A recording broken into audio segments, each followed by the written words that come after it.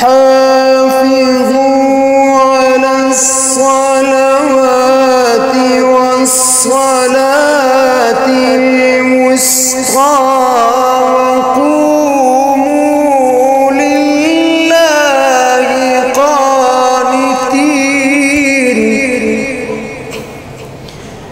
فإن خفتم فرجالا أو ركبانا فإذا